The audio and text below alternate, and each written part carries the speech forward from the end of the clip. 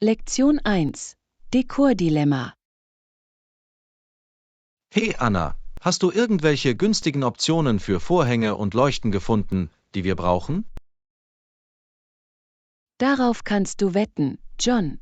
Ich glaube, ich habe einige großartige Möglichkeiten gefunden, die das Budget nicht sprengen werden. Fantastisch, ich bin gespannt, was du dir ausgedacht hast. Wo hast du am Ende gesucht? Nun, ich habe in ein paar lokalen Haushaltsgeschäften angefangen, aber dann habe ich auch bei einigen Online-Händlern nachgeschaut. Ein kluger Schachzug. Die Online-Shops haben normalerweise eine größere Auswahl zu besseren Preisen. Genau. Ich habe ein paar wirklich schöne Verdunkelungsvorhänge gefunden, die überraschend günstig waren. Oh, Verdunkelungsvorhänge, perfekt, um den Raum schön dunkel zu halten.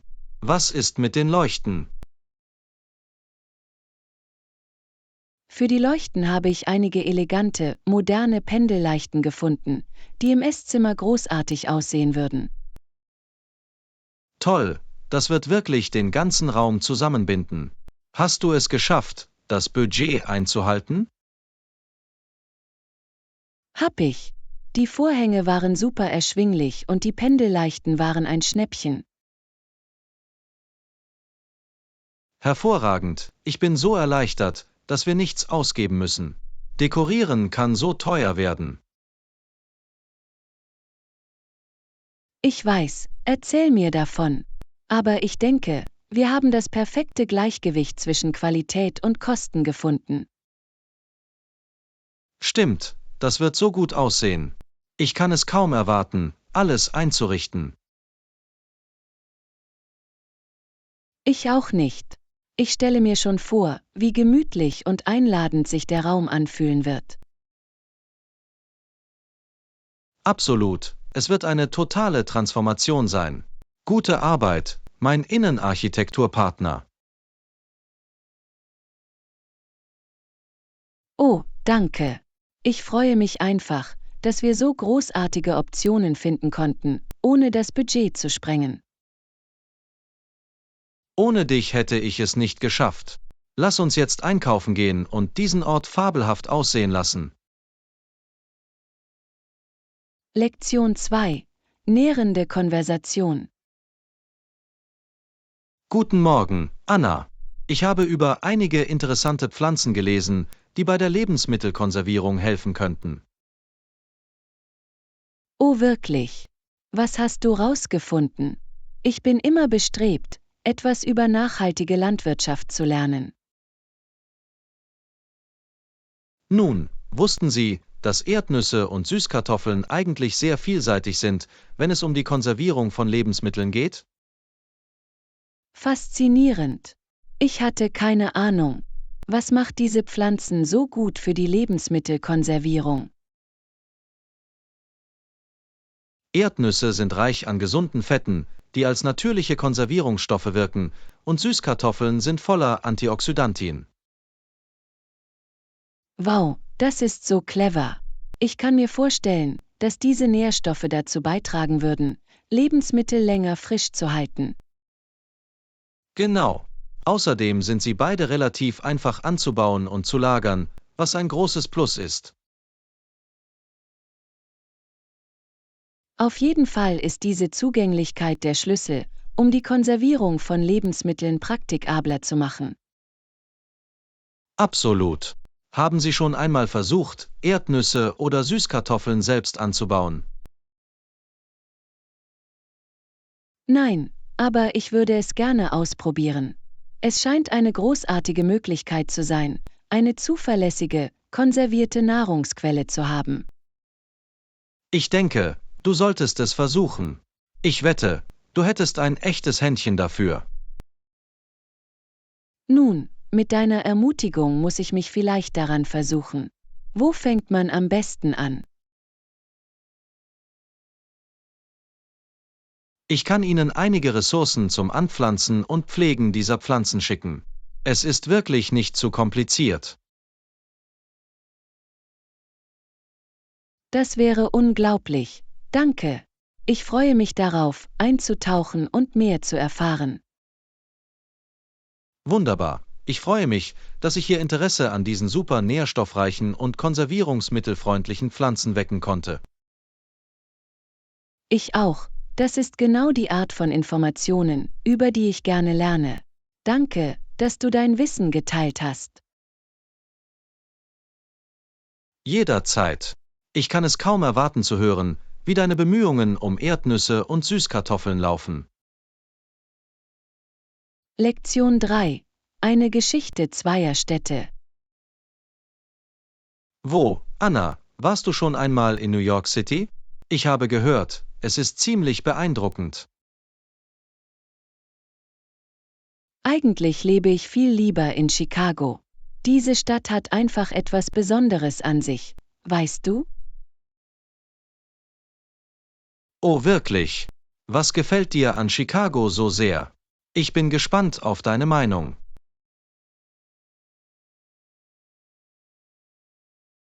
Zunächst einmal ist die Architektur hier absolut atemberaubend. Die Mischung aus modernen Wolkenkratzern und historischen Gebäuden ist einfach umwerfend. Wow, das klingt ziemlich cool. Ich wollte schon immer die berühmte Cloud-Gate-Skulptur im Millennium Park sehen. Oh ja, die Bohne. Es ist so ein lustiges und ikonisches Wahrzeichen. Die Stadt hat auch so viele tolle Grünflächen. Das ist großartig. Ich wette, das Seeufer ist wunderschön. New York ist ziemlich bebaut, also wäre es schön, mehr Natur in der Nähe zu haben. Genau. Und die Food-Szene hier ist nicht von dieser Welt. Sie können buchstäblich jede Art von Küche finden, nach der Sie sich sehnen. Das ist ein großes Plus. Ich liebe es, neue Restaurants auszuprobieren und verschiedene kulturelle Geschmacksrichtungen zu erleben. Ganz gewiss. Und die Leute in Chicago sind einfach so freundlich und gastfreundlich. Es hat eine so lebendige Gemeinschaftsatmosphäre. Das klingt wirklich ansprechend. Vielleicht muss ich eine Reise planen, um die Windy City selbst zu erkunden. Das solltest du auf jeden Fall. Ich glaube, du würdest dich darin verlieben. Dieser Ort hat einfach etwas Besonderes an sich. In Ordnung, du hast definitiv mein Interesse geweckt. Chicago steht mit Sicherheit ganz oben auf meiner Reiseliste. Wunderbar. Ich zeige dir gerne alles, wenn du es hier draußen schaffst. Es gibt so viel zu entdecken. Klingt nach einem Plan. Ich muss die Details von dir erfahren und mit der Planung meines Chicago-Abenteuers beginnen. Lektion 4. Bücherwurmgeplänkel. Hallo, Anna. Hab dich eine Weile nicht gesehen. Wie ist es dir ergangen? Geht gut, John. Ich war damit beschäftigt, ein neues Buch fertigzustellen. Oh, ein neues Buch? Worum geht es? Ich bin immer auf der Suche nach guten Leseempfehlungen. Es ist ein faszinierender historischer Roman über die Renaissance. Ich konnte es nicht weglegen. Interessant. Ich liebe eine gute historische Fiktion. Was hat dich zu diesem Genre hingezogen? Ich finde die Renaissance eine so faszinierende Zeit in der Geschichte. Die Kunst, die Innovation, die Intrige, das alles ist so überzeugend. Ich stimme zu, es ist eine faszinierende Ära. Hast du noch andere Bücher gelesen, die in dieser Zeit spielen? Ja, ein paar. Aber dieser neueste Film zeichnete sich wirklich durch seine lebendigen Charaktere und sein immersives Geschichtenerzählen aus. Toll, dann muss ich es mir ansehen. Ich bin immer auf der Suche nach neuen Büchern, die ich meiner Leseliste hinzufügen kann. Das solltest du auf jeden Fall. Lass mich wissen, ob du es dir ausleihen willst, wenn ich fertig bin. Ich gebe es gerne weiter. Das wäre toll, danke. Ich habe Lust auf etwas Ansprechendes und zum Nachdenken Anregendes. Perfekt, ich denke, du wirst es wirklich genießen. Lass es mich einfach wissen, wenn du bereit bist, es zu lesen.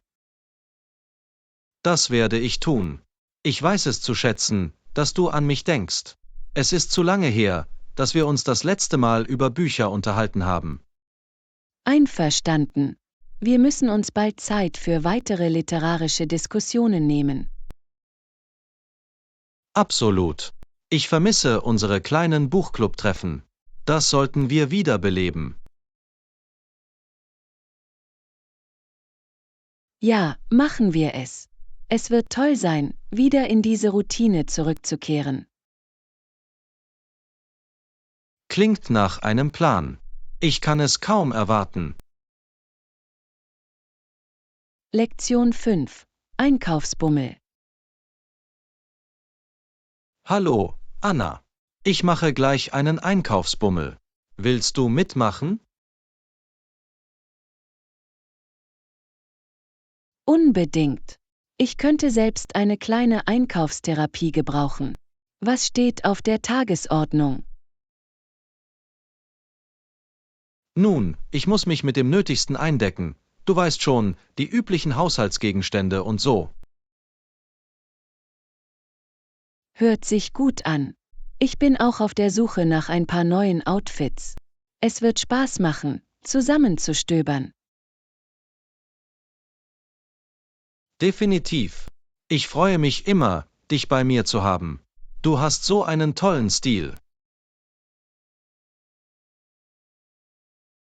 Oh, danke. Ich könnte auch deine Eingabe gebrauchen. Manchmal stecke ich mit meiner Garderobe in Schwierigkeiten. Gar kein Problem. Ich freue mich, Ihnen eine neue Perspektive bieten zu können. Sollen wir uns dann auf den Weg machen? Lass es uns machen. Ich bin bereit, wann immer du bist. Gehen Sie voran, Einkaufspartner. Hervorragend. Ich stelle mir eine produktive und dennoch unterhaltsame Reise vor. Zeit, in die Läden zu gehen. Ich bin so aufgeregt. Das wird ein lustiger Tag voller Einkaufstherapie und guter Zeit. Ich könnte nicht mehr zustimmen. Es ist zu lange her, dass wir das gemacht haben. Ich habe unsere Einkaufstermine verpasst. Ich auch. Wir müssen es regelmäßiger machen. Einzelhandel und Wiederanbindung, was könnte besser sein?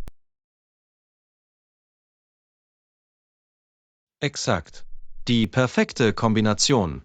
In Ordnung, sollen wir anfangen? Absolut. Ich bin direkt hinter dir. Lass das Shopping-Spektakel beginnen. Perfekt. Ich kann es kaum erwarten. Das wird ein großartiger Tag.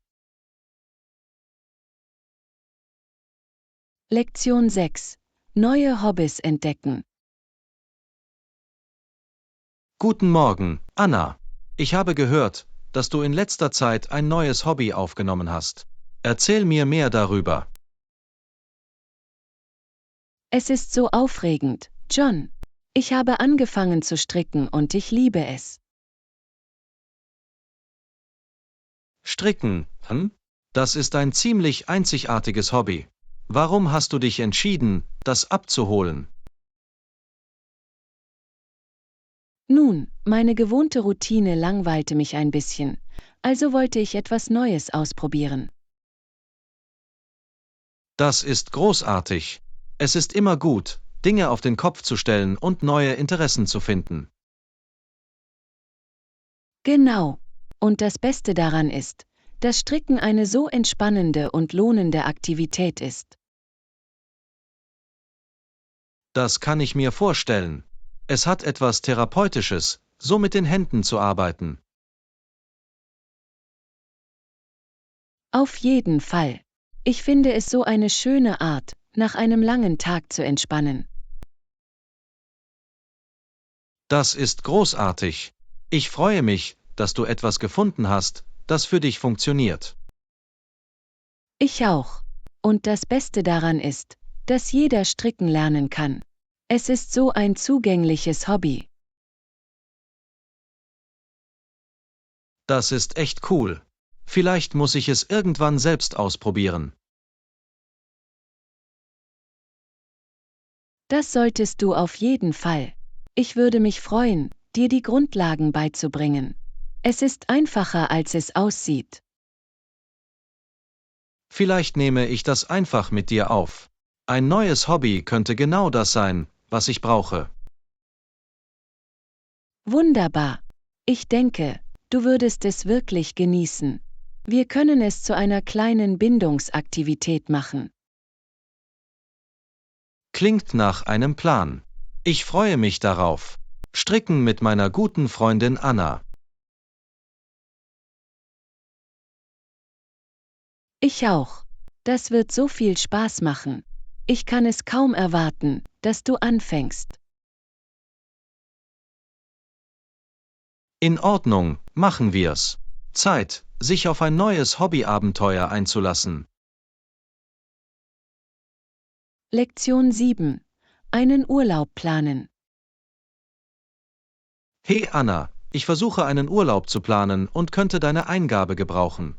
Hast du irgendwelche Tipps? Klar, ich helfe gerne weiter. Wo willst du hingehen? Nun, ich habe über eine Reise nach Europa nachgedacht, aber ich bin mir nicht sicher, wo genau. Irgendwelche Vorschläge? Europa ist eine gute Wahl. Es gibt so viele tolle Reiseziele. Haben Sie über eine bestimmte Region oder ein bestimmtes Land nachgedacht, das Sie erkunden möchten? Nicht wirklich, ich bin irgendwie offen für alles. Ich will nur sicher gehen, dass ich nicht versuche, zu viel reinzustopfen, weißt du? Das ist ein gutes Argument. Der Versuch, in kurzer Zeit so viele Orte zu sehen, kann anstrengend sein. Vielleicht wäre eine einwöchige Reise ein guter Ausgangspunkt? Ja, ich denke, eine Woche sollte ausreichen, um die wichtigsten Highlights abzudecken, ohne sich überstürzt zu fühlen. Okay, mit einer Woche würde ich empfehlen, sich auf 1 oder 2 Länder zu konzentrieren. Vielleicht irgendwo wie Frankreich und Italien oder Deutschland und Österreich. Das klingt nach guten Optionen. Welche Dinge sollte ich auf einer einwöchigen Europareise unbedingt sehen und tun? Nun, Sie möchten die wichtigsten Sehenswürdigkeiten und kulturellen Attraktionen wie Museen, historische Stätten und berühmte Sehenswürdigkeiten besuchen. Das macht Sinn. Was ist mit der Logistik? Wo soll ich wohnen? Wie soll ich mich fortbewegen? Für eine Woche würde ich vorschlagen, sich in 1 oder 2 zentralen Städten niederzulassen und von dort aus Tagesausflüge zu unternehmen. Und eine Mischung aus Zügen und Flügen kann gut funktionieren, um zwischen Ländern zu gelangen. Okay, das ist wirklich hilfreich. Ich fange an, eine bessere Vorstellung davon zu bekommen, wie ich diese Reise strukturieren kann. Fantastisch! Lassen Sie mich wissen, wenn Sie weitere Fragen haben, während Sie mit der Planung fortfahren. Ich gebe Ihnen gerne weitere Tipps. Ich werde es tun. Vielen Dank für deinen Rat. Das gibt mir einen guten Ausgangspunkt. Lektion 8. Den Arbeitsplatz umgestalten. Guten Morgen, Anna. Ich wollte deine Gedanken dazu hören, wie wir die Dinge im Büro verbessern können. Ich bin ganz Ohr, also lassen Sie mich bitte wissen, welche Ideen Sie haben. Guten Morgen, John. Gute Frage. Ich habe tatsächlich über ein paar Möglichkeiten nachgedacht, wie wir den Arbeitsplatz umgestalten und ihn effizienter und angenehmer gestalten könnten. Super, ich bin wirklich gespannt auf deine Vorschläge. Welche Verbesserungen hattest du im Sinn? Nun, für den Anfang denke ich, wir könnten ein paar Updates für den physischen Arbeitsbereich gebrauchen. Vielleicht ein frischer Anstrich, ein paar neue Möbel und bessere Beleuchtung. Das ist ein gutes Argument. Das Büro fühlt sich langsam etwas eintönig und veraltet an. Was könnte Ihrer Meinung nach noch verbessert werden? Ich denke auch, dass wir von einigen Teambuilding-Aktivitäten profitieren könnten. Dinge wie Gruppenausflüge, Workshops oder auch nur regelmäßige gesellschaftliche Veranstaltungen. Oh, das ist eine fantastische Idee. Das Team in einer lockeren Umgebung zusammenzubringen, könnte die Moral und die Zusammenarbeit wirklich verbessern. Genau. Und in diesem Sinne denke ich, dass wir die offene Kommunikation und das Feedback besser fördern könnten. Auf jeden Fall. Es ist so wichtig, ein Umfeld zu haben, in dem sich die Menschen wohl fühlen, wenn sie Ideen und Bedenken austauschen. Absolut. Vielleicht könnten wir regelmäßige Einzel-Check-ins oder eine Vorschlagsbox einrichten. Das klingt nach großartigen Lösungen. Ich weiß es wirklich zu schätzen, dass Sie sich die Zeit genommen haben, mir all diese durchdachten Vorschläge zu machen. Natürlich helfe ich gerne. Lassen Sie mich einfach wissen, wenn Sie eine dieser Ideen weiter besprechen möchten. Das werde ich tun. Das hat mir viel zum Nachdenken gegeben, wenn es darum geht, wie wir den Arbeitsplatz umgestalten können. Ich freue mich darauf, bei einigen dieser Änderungen den Stein ins Rollen zu bringen. Lektion 9. Fernweh am Wochenende. Hallo Anna, ich hatte gehofft, wir könnten uns über unseren bevorstehenden Wochenendausflug unterhalten. Ich freue mich wirklich darauf, für eine Weile wegzukommen. Hervorragend. Ich habe mich auch darauf gefreut. Hast du irgendwelche konkreten Pläne für unsere kleine Reise? Nun, ich dachte, wir könnten es ziemlich zurückhaltend und entspannend halten. Vielleicht finden Sie eine gemütliche Hütte am See und entspannen Sie sich einfach. Oh, das klingt absolut perfekt. Ein kleiner Rückzugsort in der Natur ist genau das, was wir brauchen, um neue Energie zu tanken. Auf jeden Fall. Ich dachte, wir könnten ein Picknick einpacken, ein bisschen wandern und uns vielleicht sogar ein bisschen im Angeln versuchen. Fischen. Jetzt sprichst du meine Sprache. Ich habe seit Ewigkeiten nicht mehr gefischt. Das würde so viel Spaß machen. Toll, ich freue mich, dass du an Bord bist. Ich sorge dafür, dass wir die gesamte Ausrüstung mitbringen, die wir brauchen. Wunderbar. Und wir können die Abende am Kamin mit einem schönen Glas Wein ausklingen lassen, oder? Absolut, das ist der Plan. Bald sind es nur noch wir, die freie Natur und eine dringend benötigte Flucht aus dem Alltagstrott. Ich bin so aufgeregt. Das klingt nach dem perfekten Wochenendausflug. Ich spüre schon, wie der Stress dahin schmilzt. Ich auch. Es wird toll sein, etwas Zeit für uns zu haben, ohne Ablenkungen. Einverstanden. Ich bin sicher, wir kommen erfrischt zurück und sind bereit, die Arbeitswoche in Angriff zu nehmen. Auf jeden Fall. Das ist genau die Art von Reise, die ich gebraucht habe. Ich kann es kaum erwarten, die Stadt für eine Weile zu verlassen. Das gleiche hier. Ich zähle schon die Tage, bis wir losfahren können. Toll, dann ist es ein Plan. Das wird ein fantastisches Wochenende, ich kann es einfach spüren. Lektion 10. Outdoor-Abenteuer erwarten Sie. Guten Morgen, Anna. Ich habe über unseren bevorstehenden Wochenendtrip nachgedacht und ich habe ein paar spannende Ideen, die ich mit dir teilen möchte. Oh, erzähl es. Ich bin ganz Ohr. Bei diesem Wochenendausflug wird mir schwindelig vor Vorfreude. Nun, ich dachte, wir könnten die Stadt hinter uns lassen und irgendwo hingehen, wo es etwas mehr Natur gibt. Wie klingt eine gemütliche Hütte an einem See? Oh, das klingt absolut traumhaft.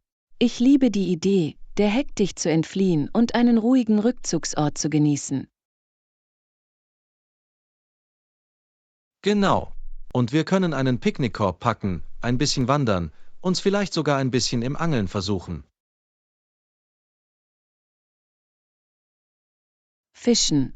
Jetzt sprichst du meine Sprache. Ich war seit Ewigkeiten nicht mehr dort. Das wäre so eine lustige Aktivität. Ich dachte, du würdest dich darüber freuen. Und natürlich können wir die Abende gemütlich am Kamin bei einem schönen Glas Wein ausklingen lassen. Himmel! Diese Reise scheint genau das zu sein, was der Arzt verordnet hat. Ich kann schon spüren, wie der Stress dahin schmilzt. Ich auch. Es wird so schön sein, eine schöne Zeit miteinander zu verbringen, ohne Ablenkungen oder Verpflichtungen. Absolut.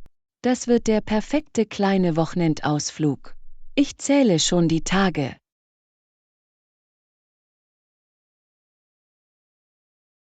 Das Gleiche hier. Bald sind es nur noch wir, die Natur und eine dringend benötigte Flucht aus dem Alltagstrott. Ich kann es kaum erwarten. Das klingt, als würde es eine tolle Reise werden, eine fürs Buch, ganz sicher.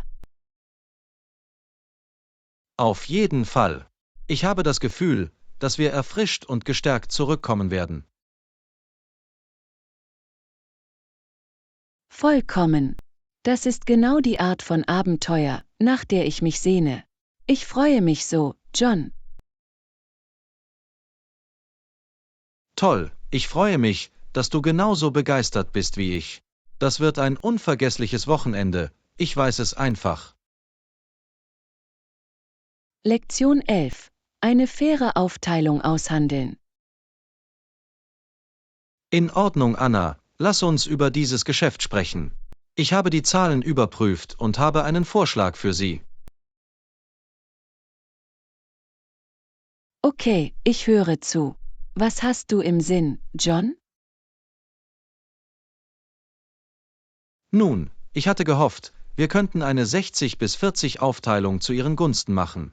Was denkst du darüber? Ich hatte eigentlich eher auf einen 50 bis 50 Split gehofft. Das fühlt sich an wie der fairste Weg. Ich verstehe, woher Sie kommen, aber ich habe die Berechnungen durchgeführt und ich denke wirklich, dass 60 bis 40 hier der richtige Weg ist. Ich bin mir nicht sicher, ob ich davon total überzeugt bin. Ehrlich gesagt hatten wir auf eine ausgeglichenere 50 bis 50 Aufteilung gehofft. Ich weiß. Aber so wie ich das sehe, ist mein Beitrag bei diesem Vorhaben etwas mehr wert. 60 bis 40 ist das Beste, was ich tun kann. Ich bin ein bisschen enttäuscht, das zu hören. Wir hatten wirklich auf dieses 50 bis 50 Arrangement gehofft. Können wir uns wenigstens um 55 bis 45 in der Mitte treffen?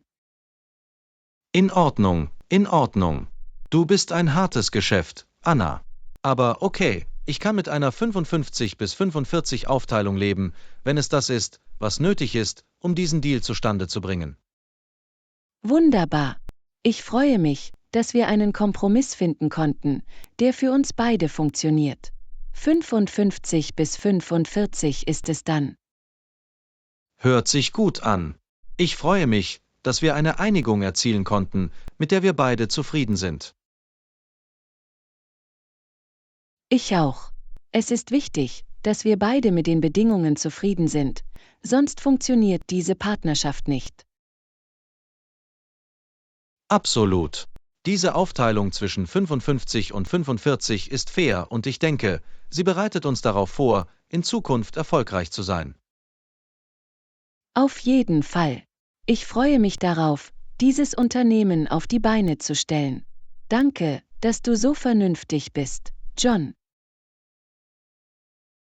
Natürlich.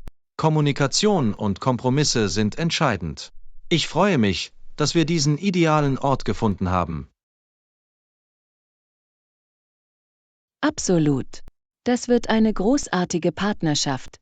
Ich weiß es einfach. Ich kann es kaum erwarten, loszulegen. Ich auch nicht. In Ordnung, machen wir das. 55 bis 45, das ist es. Lektion 12. Auf der Suche nach einzigartigen Schätzen. Hey, Anna. Ich bin gerade auf diesen tollen Antiquitätenladen gestoßen und ich denke, du wirst ihn lieben. Oh, wirklich? Welche einzigartigen Schätze hast du gefunden, John? Allerlei Vintage-Schnickschnack, seltene Sammlerstücke und einzigartige Kuriositäten. Du musst kommen und es dir mit mir ansehen. Das klingt genau nach meinem Geschmack. Ich bin immer auf der Suche nach den versteckten Juwelen, die sonst niemand hat. Genau. Ich wusste, dass du darauf stehen würdest. Da ist diese alte Spieluhr, von der ich glaube, dass du sie absolut lieben würdest. Oh, eine Musikbox. Ich bin fasziniert. Was für Melodien spielt es? Es hat diese wunderschöne, melancholische Melodie, die dich einfach in die Vergangenheit versetzt. Ich kann nicht aufhören, es mir anzuhören. Oh, das muss ich mir selbst anhören. Wann können wir uns diesen magischen kleinen Laden ansehen? Wie wäre es jetzt? Ich kann es kaum erwarten, dir all die einzigartigen Schätze zu zeigen, die ich entdeckt habe. Klingt perfekt. Gehen wir auf Schatzsuche, John. Ich kann es kaum erwarten zu sehen, welche anderen Juwelen wir entdecken. Ich auch nicht. Das wird so viel Spaß machen. Ich habe ein gutes Gefühl, dass wir etwas ganz Besonderes finden werden. Dessen bin ich mir sicher. Mit deinem Auge für das Einzigartige und meiner Liebe zum Seltenen und Ungewöhnlichen sind wir das perfekte Duo auf Schatzsuche.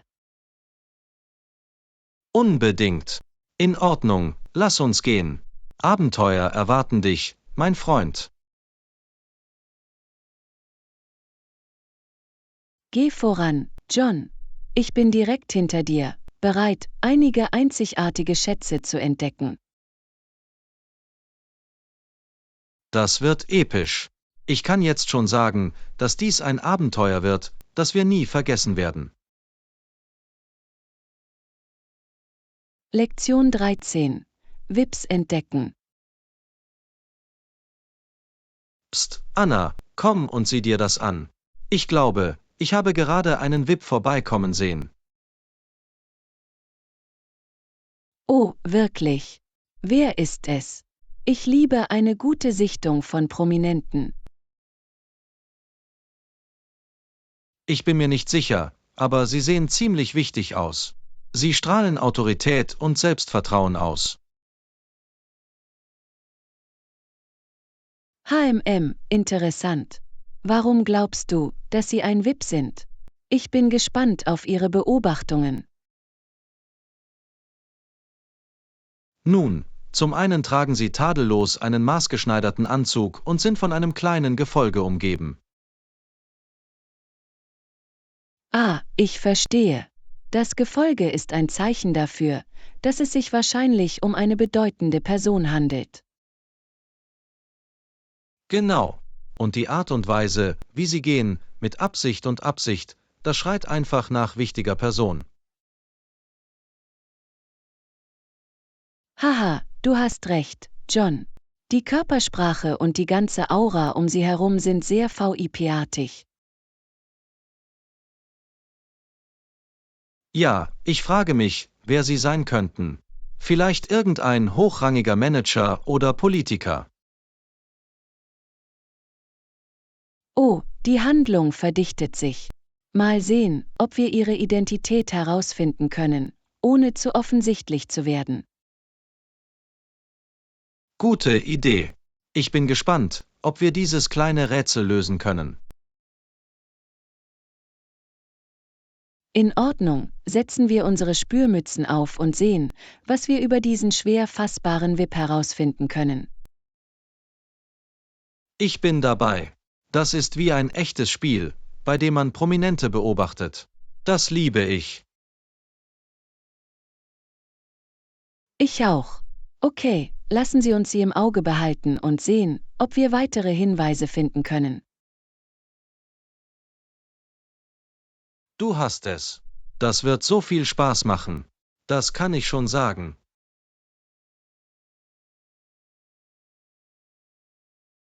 Definitiv. Ich habe das Gefühl, dass uns ein aufregendes Abenteuer bevorsteht. Einverstanden. In Ordnung, lass uns das machen. Zeit für die VIP-Jagd. Lektion 14. Tipps zur Zeiterfassung. Hey Anna, hast du von guten Zeiterfassungstools gehört? Ich versuche, meinen Arbeitstag effizienter zu gestalten. Oh, das ist eine tolle Idee, John. Ja, es gibt ein paar wirklich nützliche Zeiterfassungs-Apps. Hast du Toggle oder Rescue Time ausprobiert? Nein, davon habe ich noch nichts gehört. Was genau machen sie? Nun, Toggle ist eine einfache und intuitive Zeiterfassungs-App. Sie können Ihre Aufgaben und Projekte ganz einfach protokollieren und es verfügt sogar über Berichtsfunktionen, die Ihnen zeigen, wo Ihre Zeit verbracht wird. Oh, das klingt wirklich praktisch. Und was ist mit Rescue Time? Und wie funktioniert das? Rescue Time ist cool, weil es im Hintergrund läuft und automatisch Ihre Computer- und Mobilnutzung verfolgt. Es kann Ihnen detaillierte Analysen zu Ihrer Produktivität geben. Wow, das ist großartig. Ich liebe die Idee, diese Art von Daten zur Analyse meiner Arbeitsgewohnheiten zu haben. Genau. Es kann wirklich augenöffnend sein zu sehen, wo Sie Ihre Zeit verbringen und wo Sie sich möglicherweise verbessern können. Ganz gewiss. Ich werde mir auf jeden Fall sowohl Toggle als auch Rescue Time ansehen. Gibt es noch andere Tipps zur Zeiterfassung, die du teilen kannst? Lass mich nachdenken. Oh, eine Sache, die mir geholfen hat, ist das Setzen von Zeitlimits für Aufgaben. Auf diese Weise bleibst du konzentriert und auf dem richtigen Weg. Oh, gute Entscheidung. Ich neige dazu, in Dinge hineingezogen zu werden und die Zeit aus den Augen zu verlieren. Zeitlimits würden dabei wirklich helfen. Vollkommen. Und vergiss nicht, auch regelmäßig Pausen einzulegen. Es geht darum, das richtige Gleichgewicht zwischen Produktivität und Burnout-Prävention zu finden. Ausgezeichneter Punkt. Ich werde sicherstellen, dass ich auch etwas Zeit für die Pausen einbaue. Das ist alles super hilfreich, Anna. Vielen Dank. Natürlich freue ich mich, es zu teilen. Lassen Sie mich einfach wissen, wenn Sie weitere Fragen haben, wenn Sie anfangen, mit diesen Zeiterfassungstools zu experimentieren. Das werde ich tun. Ich freue mich darauf, organisierter und effizienter zu werden. Das wird einen großen Unterschied machen. Ich bin mir sicher, dass es so sein wird. Viel Glück, John. Lass mich wissen, wie es läuft. Das werde ich tun. In Ordnung, Zeit, mein Zeitmanagement-Spiel auf den Punkt zu bringen. Lektion 15. Planung einer NYC-Reise. Joanna, ich denke über eine Reise nach New York City nach. Willst du mitmachen? Oh, das klingt unglaublich. Das würde ich liebend gern. Wann wolltest du hingehen? Ich hatte gehofft, wenn möglich nächsten Monat losfahren zu können. Passt das zu deinem Zeitplan? Lass mich in meinem Kalender nachschauen. Ja, der nächste Monat sollte perfekt sein. Dann habe ich keine größeren Verpflichtungen. Süß. Okay, wir müssen also Flüge und Unterkünfte herausfinden. Irgendwelche Präferenzen, wann wir fliegen sollten? Nun, ich würde sagen, je früher desto besser, um unsere Zeit dort zu maximieren. Vielleicht könnten wir uns Flüge für das erste Wochenende des Monats ansehen? Gute Entscheidung. Ich werde anfangen, die Flugpreise für diesen Zeitraum zu prüfen. Und was Hotels angeht, irgendwelche Stadtteile, an die du gedacht hast. Oh, ich wollte schon immer in Brooklyn bleiben. Irgendwo in der Nähe der Uferpromenade wäre fantastisch. Brooklyn, Klingt nach einem Plan. Ich werde sehen, was ich für coole Airbnbs oder Boutique-Hotels in dieser Gegend finden kann. Toll, das macht mich so aufgeregt. Ich kann es kaum erwarten, die Stadt mit dir zu erkunden. Ich auch nicht.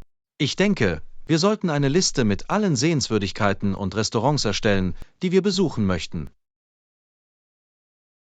Definitiv. Ich kann anfangen, etwas über die wichtigsten Attraktionen, versteckten Juwelen und Feinschmeckerspots zu recherchieren. Perfekt. Wir teilen uns die Planung auf, damit nicht nur einer von uns alleine verantwortlich ist. Das wird episch. Ganz sicher. Ich träume schon vom Essen, der Kultur, der Energie New Yorks. Es wird die Reise ihres Lebens.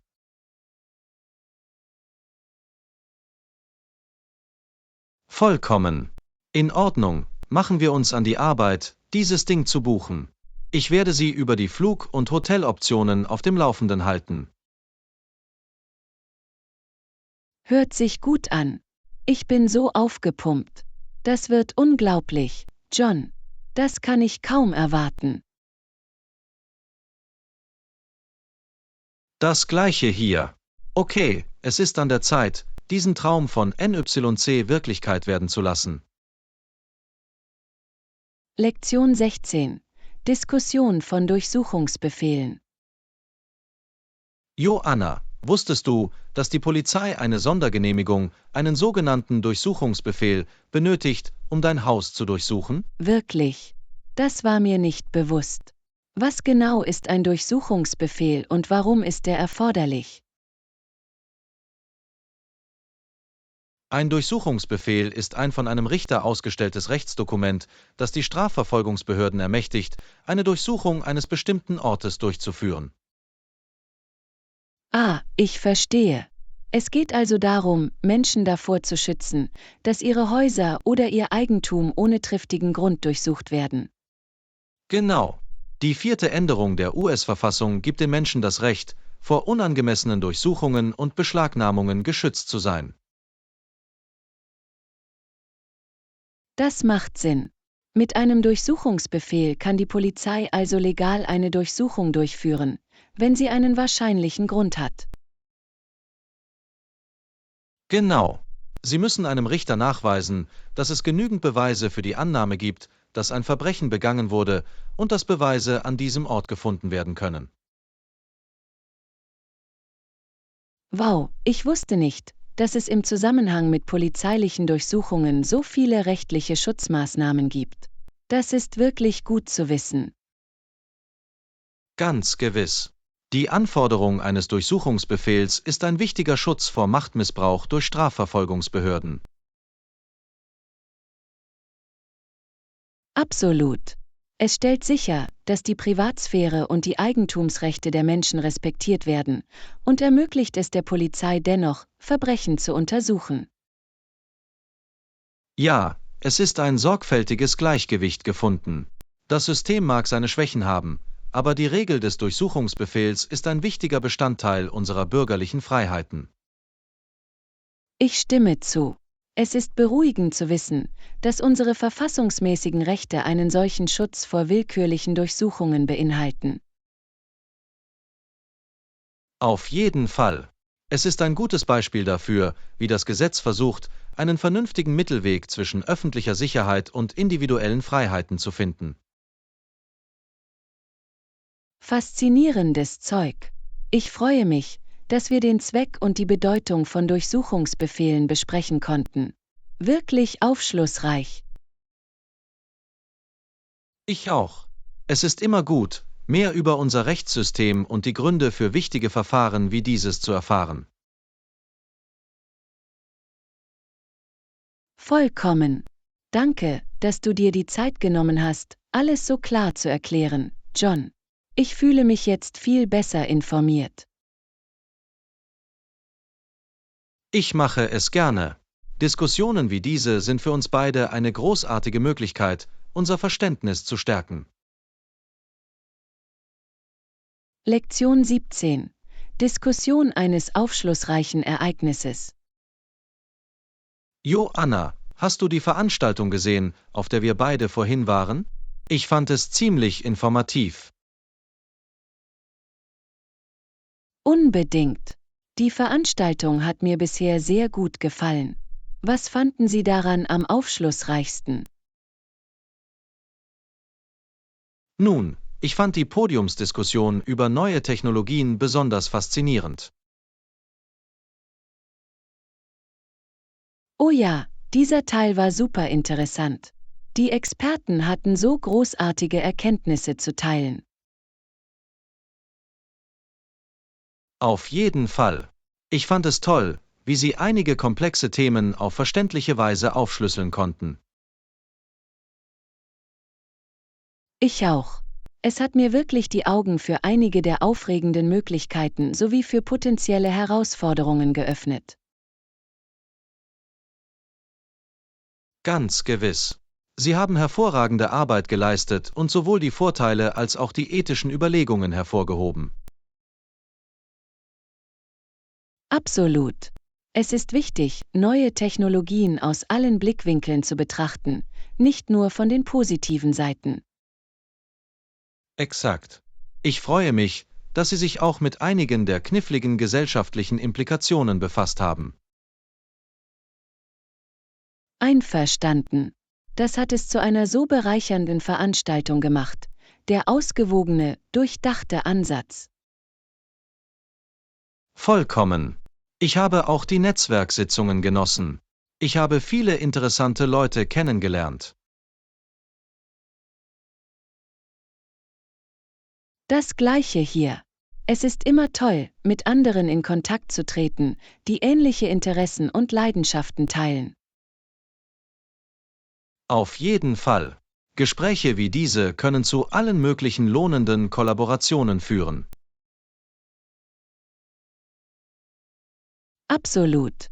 Ich freue mich schon darauf, zu sehen, was in der Zukunft aus dieser Veranstaltung herauskommt. Ich auch.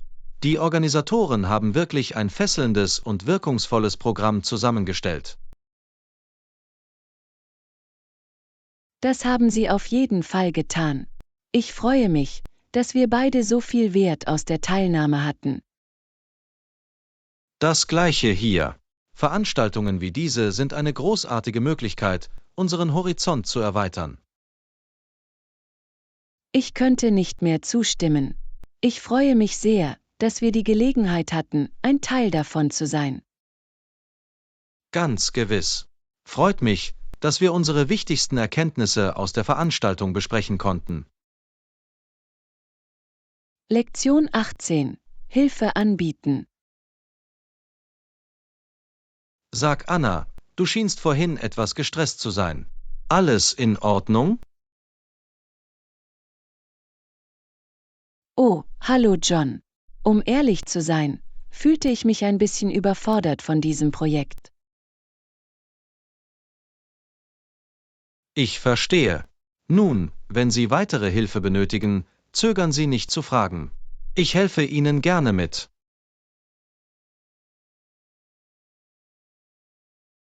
Das ist wirklich nett von dir.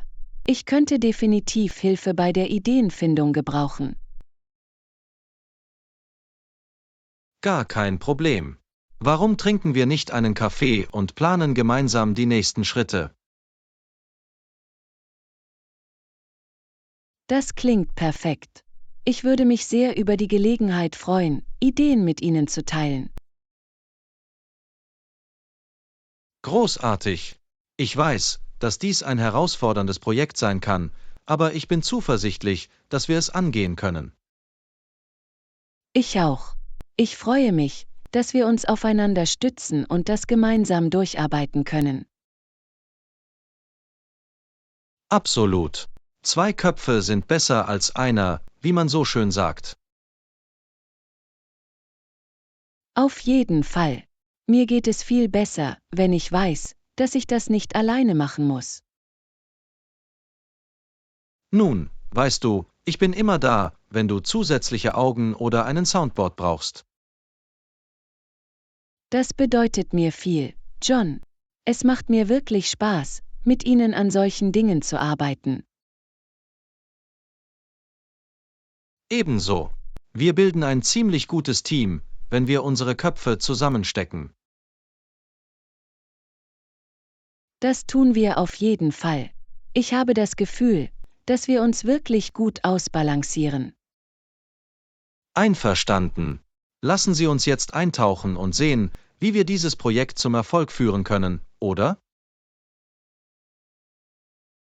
Ja, machen wir es.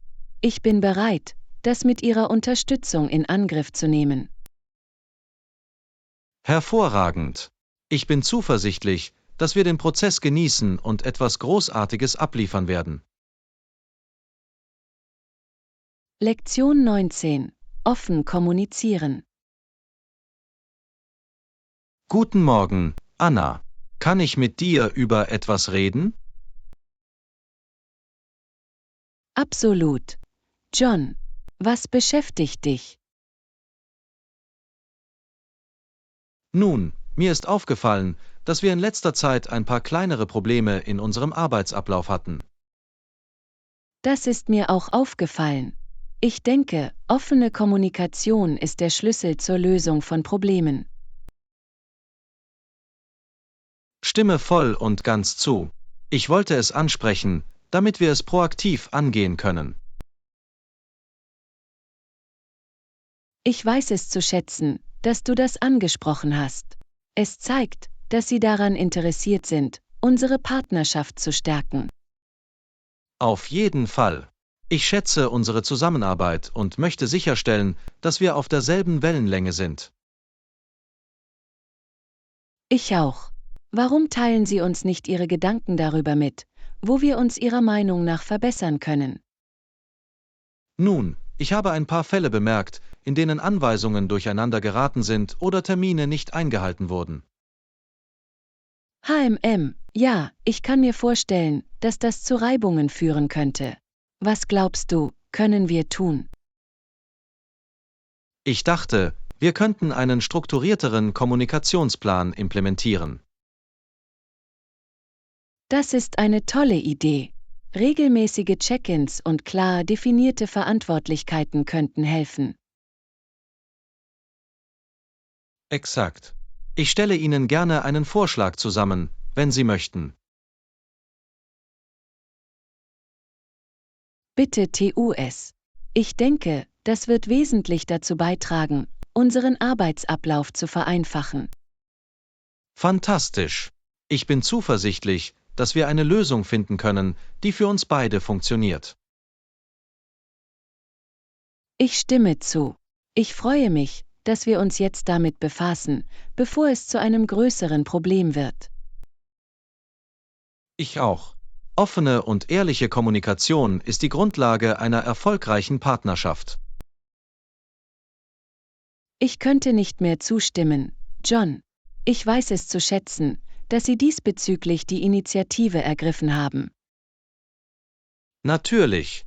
Ich bin hier, um Sie zu unterstützen und sicherzustellen, dass wir beide auf Erfolg vorbereitet sind.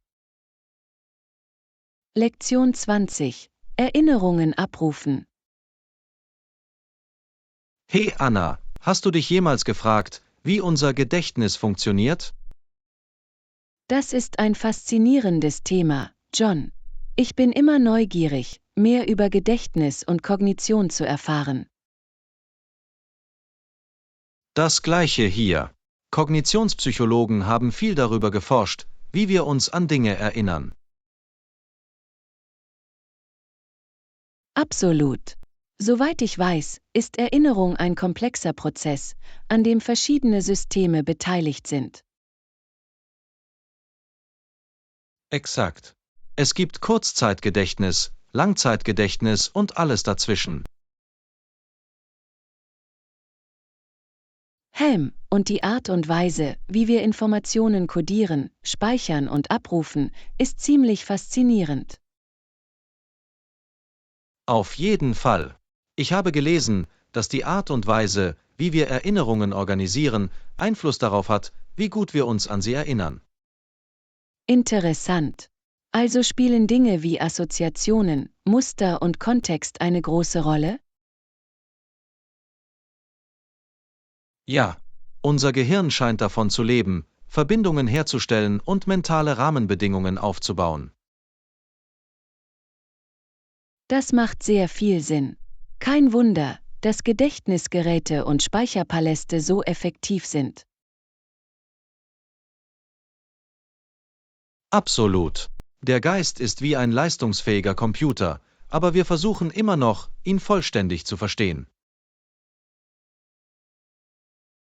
Absolut. Es gibt noch so viel über die Feinheiten des menschlichen Gedächtnisses zu entdecken. Auf jeden Fall. Es ist ein Studiengebiet, das Kognitionspsychologen beschäftigt und neugierig macht. Ich stimme zu. Ich finde es erstaunlich, wie unser Gehirn so große Mengen an Informationen speichern und abrufen kann. Ich auch. Es spricht wirklich für die unglaublichen Fähigkeiten des menschlichen Geistes. Auf jeden Fall. Ich bin immer bestrebt, mehr über die Wissenschaft hinter Gedächtnis und Kognition zu erfahren. Das Gleiche hier. Es ist ein faszinierendes Feld mit so vielen Implikationen dafür, wie wir lernen und wachsen. Einverstanden. Ich freue mich, dass wir dieses interessante Thema besprechen konnten. Es gibt immer mehr zu entdecken. Absolut. Ich bin sicher, wir werden noch viele spannende Gespräche über den Geist und das Gedächtnis führen.